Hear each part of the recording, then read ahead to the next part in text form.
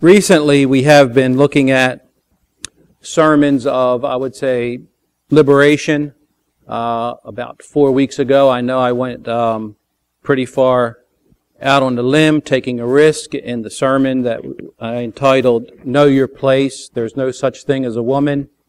And at first, I had several women come up to me afterward and said, we were ready to come up there and get you. But thankfully, I knew enough about the roadmap to ward that off a bit. And we continue to talk about the nature of who we are as human beings, with the idea that if you take a lion out of Africa, really not in the jungle, are they? Out of Africa, and bring them and put them in a zoo in a cage, is it still a lion? And took that metaphor and the best that we could, applied it to women and humans and men to try to understand that if we're taken out of our natural place and forced to do things we wouldn't ordinarily do, indeed are we human? Is the lion a lion? And wrestled with that, and we continue to wrestle with that in our dedication to spiritual growth and our dedication to trying to find liberty for ourselves spiritually and physically, and liberty for our community within the walls of this sanctuary, so that as we relate to one another, we don't unconsciously perpetuate oppressive cultural dynamics, that somehow that we together can covenant and agree to create a space in here that's truly emotionally and spiritually safe.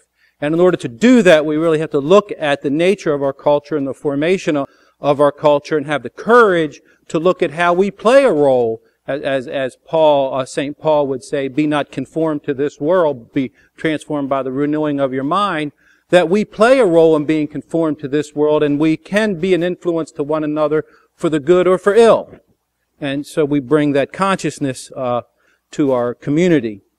And then I was pondering this morning, because often we hear conversation about, yes, we want spiritual growth, we want to talk about spiritual issues, and we want to deal with these spiritual issues. And there's a side of me that says, really, you want to deal with spiritual issues? And I think of Buddha, Jesus, Julian of Norwich, Francis of Assisi, Margaret Fuller, Betty Friedan, Gloria Steinem, which I consider spiritual giants. All of these people recognize and dealt with the poverty of our minds and our bodies as we are marginalized in this culture that we live in. And when it came their turn in adulthood to surrender themselves to be a subject to the empire and empire mentality, they said no to that to begin their journey of liberation.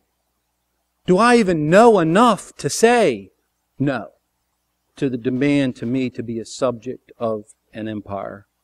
So today we begin again, and we begin to look at how a feminist perspective could be helpful to us.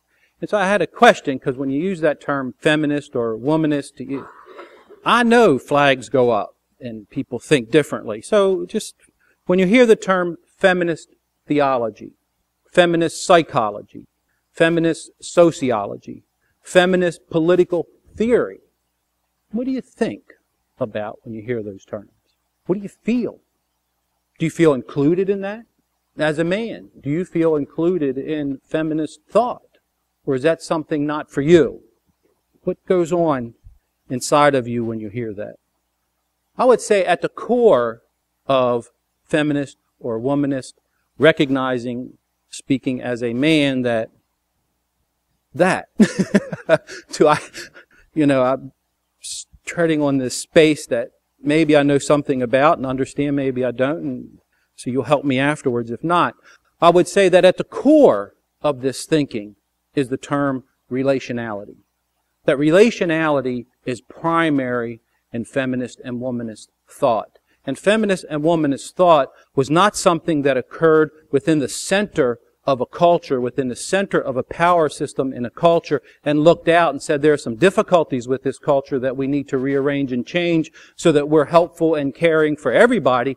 No, feminist and womanist views came from the edge over here, from a marginalized position where people were pushed out of the power places, the decision-making process of the culture that they lived in, lived on the side without privilege of power, and the culture said no to groups of people, and the feminist and womanist work and thinking comes from the marginalized position and oppressed position, and it gives us a viewpoint that if you're in the middle of it, you really can't see. From a Christian perspective, Larry Kent Graham, he talks about relationality in this way. In his discussion about the centrality of relationships in pastoral theology, he's written about the image of God in which humanity is created is fundamentally grounded in the ability to be in relationship with one another. He writes, most of all, to be in the image of God is to be relational, in diverse fellowship characterized by a kind of love that creates new and more adequate forms of human community, including the interactions between human environments and the natural order. Understood this way, to be in the image of God is to be embodied relationally. Now, for those of us who don't have an understanding or a belief in God, what does that mean to us? I was thinking about in the book of Genesis, where it talks about the Spirit of God hovering over chaos and desolation, and out of that comes order, that was written at a time when the Hebrew people were in captivity, and that idea of, in the Hebrew word, the Spirit of God moving, there's an implied gentleness and calmness. So here are people in captivity, and here's a prophet speaking to them and saying, hey, your God, your primary source of values, that which you say you have an allegiance to, is calming, is peaceful. And then I thought, well, if I don't believe in God, do I have access to that experience? Do I need that belief in an external God? Maybe I do, maybe I don't. Do I need that? Well, what happens at that point is that group of people work to create within themselves a space in their imagination that's peaceful, that's calm. Whether we do that by our understanding of God, or whether we do that by our process of meditation with ourselves, or whether we do that by creating a community that is that for us. I think we need to have that to deal with these issues that we're struggling with. That no matter what kind of anxiety I have when I read about feminist literature, or I feel excluded, or I try to understand something I have no concept exists, I'm going to get anxious. So I really have to have that place inside of me I can go to that in my anxiety, or am I saying that has nothing to do with me, I can breathe and reset and listen. There's a thing in karate, I don't know how many of you have ever seen anything like this, but when I was practicing, if you would do forms and some kind of exercise before a group of people and decide whether you passed or not. So there's some anxiety in that for sure. Now, if you made a mistake, what you were to do was turn your back, take a breath, reset, and come back. That's kind of like, I think, the capacity that we need to have. I want to quote from feminist writer, literature, and so that we can try to get an understanding, and I'll give two examples that come from this quote, so that we can maybe understand or begin to understand what we don't even know. So here we go. I think feminine literature is an organic, translated writing, translated from blackness, from darkness. Women have been in darkness for centuries. They don't know themselves, only poorly. And when women write, they translate this darkness. From the body, from matter, this writing comes. From the womanist perspective, from humanity to include myself. And then the interviewer says, more so than men? And she says, well, men, they don't translate from the body. They don't translate from matter. They don't give you something from true depth experience. Men don't translate. They begin from a theoretical platform that is already in place, already elaborated on. Their place of beginning exists before they get here.